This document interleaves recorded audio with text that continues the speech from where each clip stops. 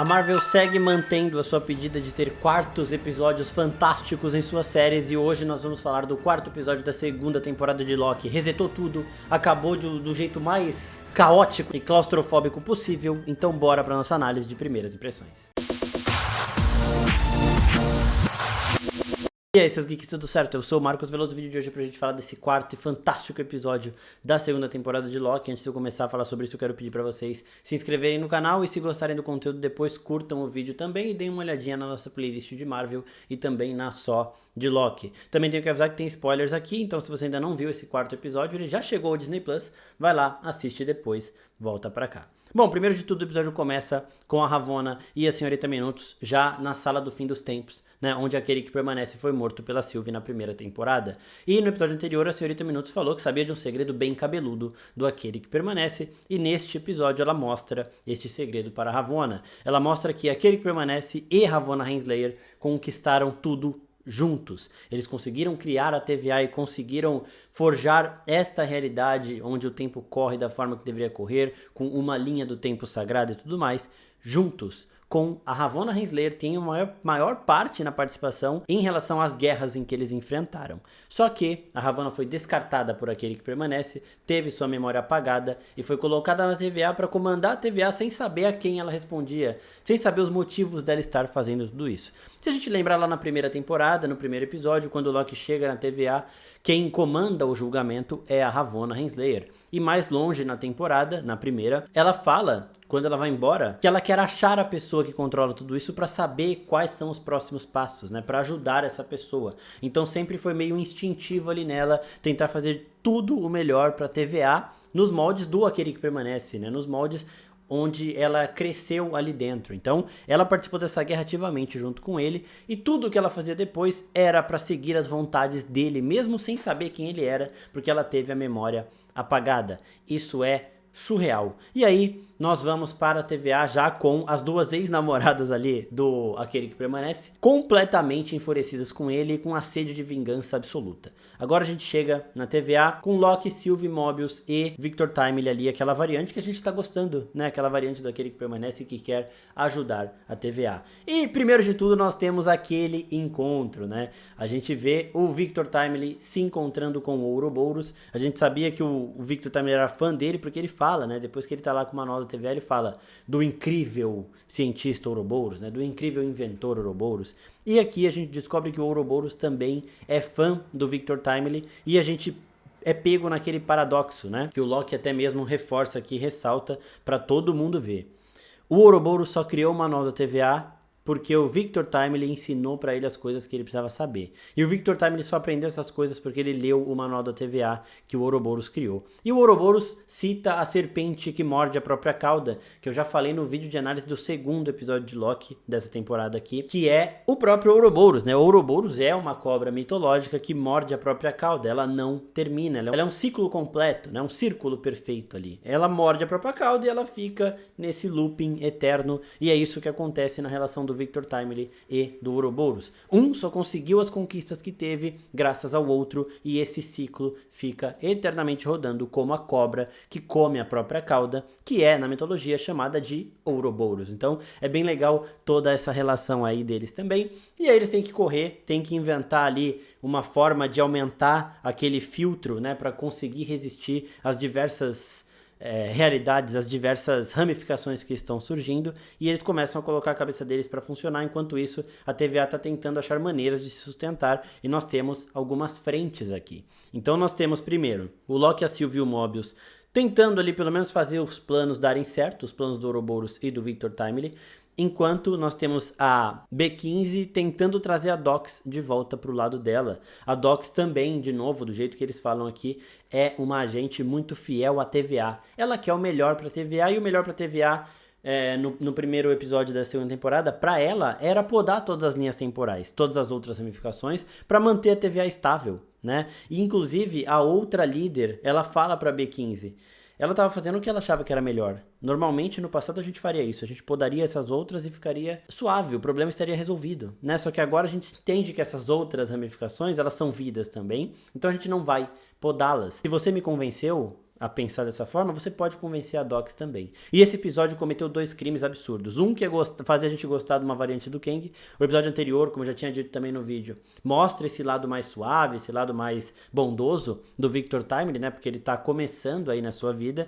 E este episódio aqui fez questão de aumentar isso ainda mais, né? Palmas aí para o roteiro da série, que faz com que a gente fique se afeiçoando a personagens que a gente odiava antes. Primeira vez que a gente vê uma variante do Kang de novo, a gente já lembra do mal que as outras variantes causaram, principalmente pra Sylvie, diretamente, ou aquele que permanece. E no caso da Dox é a mesma coisa, né? A gente vê uma pessoa que cometeu um genocídio maior que o do Thanos no segundo episódio, destruindo diversas realidades. Enquanto o Thanos matou metade da vida em um universo, ela destruiu diversos universos, podando aquelas ramificações. Daí, nesse episódio, a gente começa a gostar muito da Dox. Por quê? Porque ela defende os ideais dela e ela tem uma honra ali, né? Ela conversa com a B15 e quando ela tem a oportunidade de sobreviver traindo a B15, traindo a TVA e seguindo uma pessoa em que ela não acredita, ela se nega, ela escolhe a morte e ela morre de um jeito fantástico. Mas antes disso, né, calma, a B15 chegou lá, fez uma proposta para Dox. Dox, precisamos da sua ajuda. E a Dox ficou lá pensando sobre isso, junto com o X5 e com todos os outros agentes que são fiéis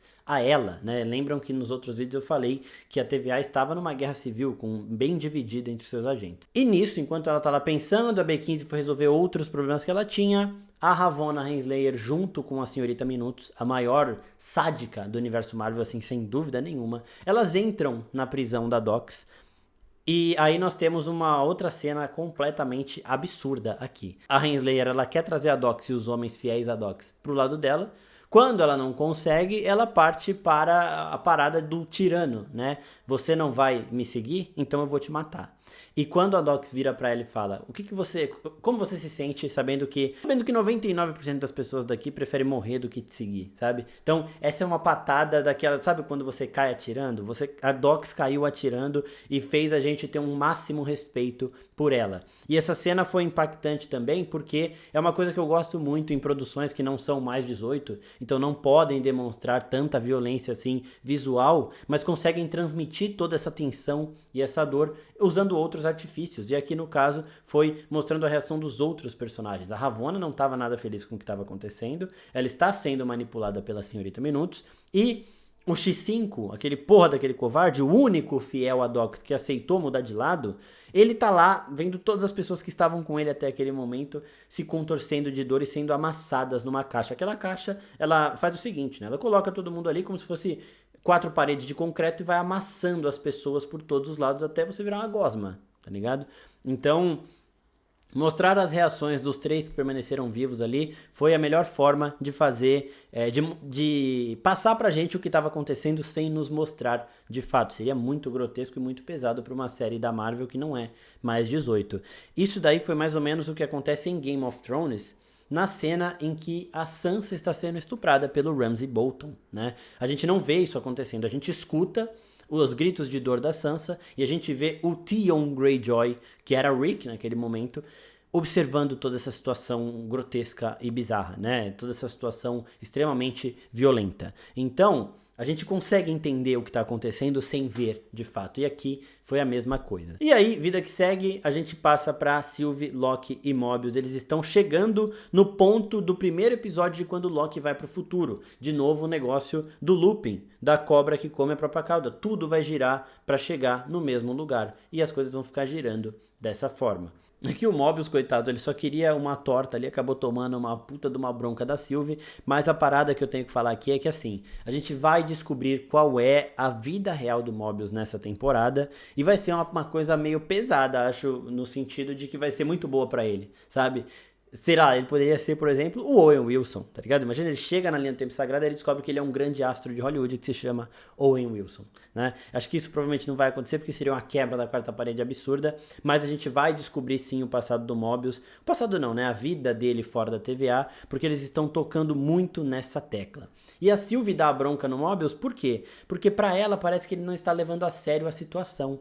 Só que ele finge que não tá levando a sério porque ele não quer pensar, sabe? Ele não quer pensar na vida que ele poderia ter tido, ele não quer pensar no que pode acontecer com a TVA, ele quer aproveitar esses momentos correndo, claro, ele sabe da gravidade de tudo, mas ele não quer parar pra pensar. Sabe quando você tá num turbilhão de coisas, você tem uma coisa te incomodando e você não quer pensar nisso? Você fica fazendo um monte de outra coisa, vai se ocupando em todos os momentos livres que você tem, justamente pra você não pensar no e se, no o que eu tenho que acontecer, eu tenho que fazer, no o que eu estou perdendo, né? E é isso que o Mobius está fazendo. Ele quer se ocupar, mesmo que seja comendo uma torta, para não pensar na vida que ele pode estar desperdiçando, né? Então falta para Sylvie nesse momento ela ter esse tato, mas depois, quando ela e o Loki conversam, o Loki ele passa essa visão para ela, referenciando diretamente uma cena do primeiro filme do Thor, né? O Thor ele vem pra Terra porque ele era um mimadinho também, rebelde, que achava que ser rei era resolver tudo na porrada, que ele tinha que mostrar que ele era o mais forte, foi caçar guerra onde não devia,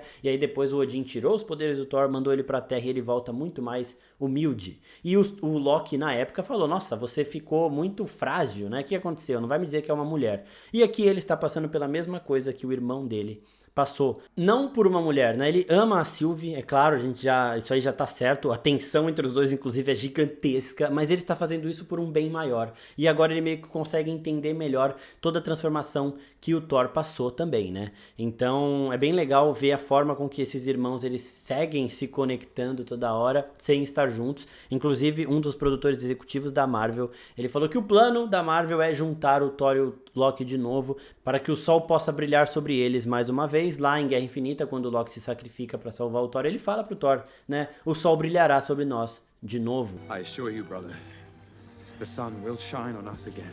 Uma outra coisa muito boa que a gente tira das conversas do Loki e da Sylvie é que eles estão cumprindo o papel que Aquele que Permanece ofereceu para eles no final da primeira temporada. Aquele que Permanece deu duas opções, uma que a Sylvie escolheu e a outra que o Loki escolheu. Uma delas era, me matem, devolvam o livre-arbítrio às pessoas e vejam o caos acontecer. A Sylvie escolheu esse. E a outra era, assumam o meu lugar e controlem isso para que as coisas funcionem, para que as coisas não sejam destruídas pelo colapso do caos, que é o que o Loki queria fazer e agora é o que eles estão fazendo, né? O Loki fala para Sylvie, a gente vai controlar esse lugar, a gente vai fazer com que as coisas deem certo. É exatamente isso que Aquele que Permanece ofereceu para eles lá no último episódio da primeira temporada e agora a Sylvie vê que é o único jeito, né? E aí nós temos aquela icônica frase dos trailers que é, tudo que a gente se envolve, a gente age como se fôssemos deuses. E o Loki responde, nós somos deuses. Loki e Sylvie são o mesmo ser, eles são divindades nórdicas, eles são o deus da trapaça, e eles conseguem sim carregar todo esse peso. E aí a gente chega no caos final, onde tudo acontece de uma vez só. Nós temos os três grandes poderes da TVA reunidos neste mesmo reino, só que com objetivos diferentes. O Aquele que Permanece, né, uma variante dele que é o Victor Timely, que aqui não tem tanta influência porque ele ainda não está entendendo o que está rolando. O Ouroboros e a Senhorita Minutos, e essa luta do Ouroboros da Senhorita Minutos ela é muito interessante, né? O Ouroboros consegue ali destruir a Senhorita Minutos, tirar toda a influência dela, mas não antes dela instaurar o caos completo em toda a TVA. E aí nós chegamos no futuro que o Loki viu no primeiro episódio desta temporada. Então nós chegamos no momento em que temos dois Lokis. A gente tá ali correndo contra o tempo no caos da TVA e do nada aparece um Loki sem blazer, olhando um relógio e fala, ainda dá tempo. Esse Loki é o Loki do primeiro episódio dessa temporada. Dá pra gente reconhecer por conta do blazer, né? E lá no vídeo do primeiro episódio tinha falado que provavelmente quem tinha podado o Loki era o Ouroboros pra mudar o passado, mas que poderia ser ou o Mobius ou o Loki também. E lá no podcast, depois que o Vitor falou umas coisas lá também, eu cheguei à conclusão de que era realmente o Loki e foi mesmo o Loki. De novo acontecendo a parada da cobra que come a própria cauda, né? O Loki se viu ali, se podou para que aquele Loki chegasse neste ponto e se podasse, e isso vai se repetindo, né? Então é bem legal ver o looping que essa série tá fazendo, mas é muito confuso mesmo. E quando a gente vai vendo a TVA piscando, o elevador dando problema, a gente já vai vendo a cena chegar no momento em que ela chega, né? Uma coisa que meu irmão ressaltou aqui vendo esse episódio é que quando o Loki vai pro futuro, ele chega na sala ali onde o Ouroboros tá com todo mundo, só que a sala tava vazia, né? Aí eu não sei se é um erro de continuidade, não sei se foi isso mesmo, não sei se era outra sala, mas isso também a gente vê depois em outros conteúdos lá no nosso podcast, depois que a gente assistir com mais calma. né? Mas isso daí foi bem legal da gente ver esse momento acontecendo sem tanta explicação. Do nada, tinha um Loki sem o blazer ali, e aí depois a gente vai entendendo quem era ele, né? Quando ele olhou o relógio, eu falei, putz, o Loki sem blazer é o Loki do passado, esse cabelo tá um pouco diferente também, né? Ele tá muito mais assustado. Então é bem legal ver essa cena agora por outro ponto de vista, né? E aí a cara da Sylvie ali de tipo, não entendeu nada, ela viu um Loki se podando, mas é sempre bom lembrar que este Loki precisava ser podado. O Loki sem o blazer, ele precisava ser podado para que o Loki mesmo continuasse vivo, né? Então, o Loki fez aquilo para se salvar, se destruindo. A Sylvie não entendeu na hora, mas ele falou depois vai fazer sentido. Beleza, Senhorita Minutos resolvida. Aí nós temos ainda Ravonna Renslayer na situação. Ravonna Renslayer ainda é uma grande general, uma pessoa que conhece a TVA também como poucos. E aí, no momento em que tá o X5 vendo lá o que tá acontecendo, né? Ele tá procurando o Loki, tá tudo escuro, a Senhorita Minuto sumiu e ele tem que fazer o que a Renslayer manda. A Sylvie aparece por trás dele e encanta o X5, né? Ela encantou ele. O olho dele ficando verde parecia muito o olho dos Vingadores ficando vermelho quando a Wanda encantava eles, criando memórias neles lá em A Era de Ultron. Aqui é outra coisa, a Sylvie estava controlando ele. A Sylvie, ela adaptou os poderes de Loki para ter uma certa...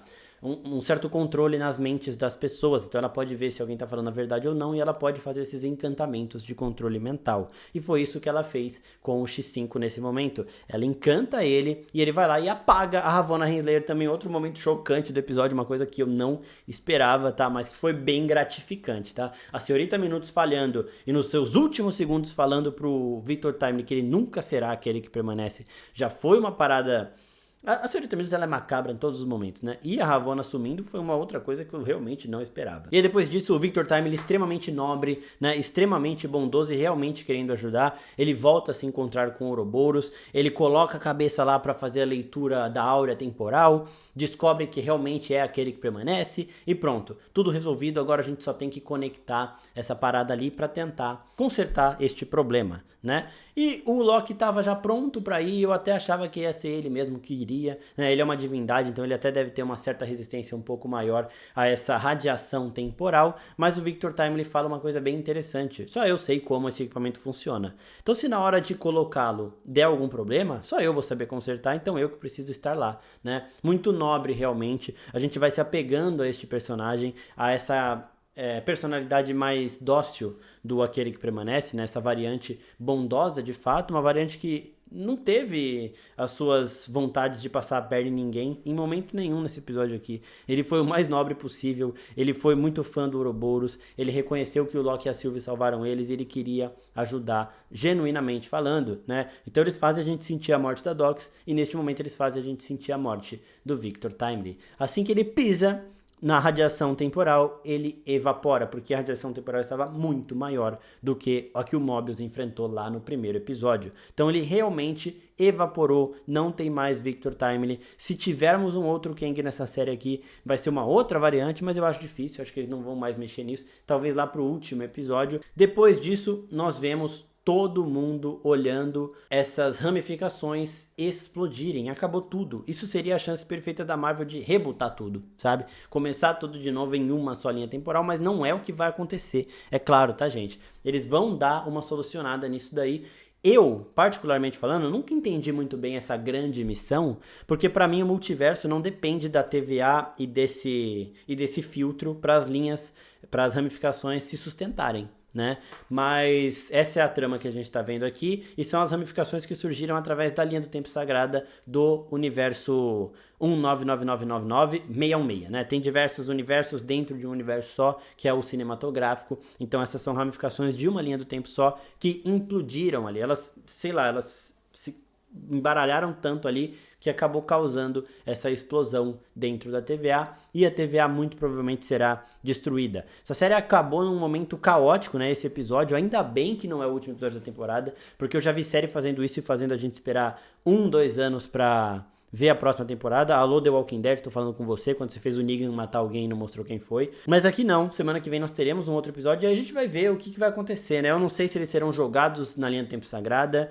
eu não sei se eles conseguirão ter mais tempo pra resolver alguma coisa, eu não sei se essa trama vai recomeçar com outro objetivo, sabe? Eu acho que não, porque aí seria simplesmente jogar no lixo os 4 primeiros episódios e eles não vão fazer isso. Aquele futuro que a gente viu no episódio 1 já foi resolvido aqui, então a partir de agora é tudo novo, tudo zerado, uma situação caótica para ser resolvida e eles vão sim resolver para que essa trama continue nas outras produções. Lembrando, o último episódio dessa temporada vai ser lançado no mesmo dia do lançamento de The Marvels e The Marvels vai ter conexão com o multiverso. Se inscrevam no canal, curte esse vídeo e tem ainda o nosso podcast com o Vitor pra gente falar sobre tudo desse episódio para nada faltar. Peçam temas aqui nos comentários de coisas que ainda não ficaram muito claras da série que a gente tenta explicar aqui também. É isso, pessoal. Muito obrigado. Até a próxima. Tchau, tchau.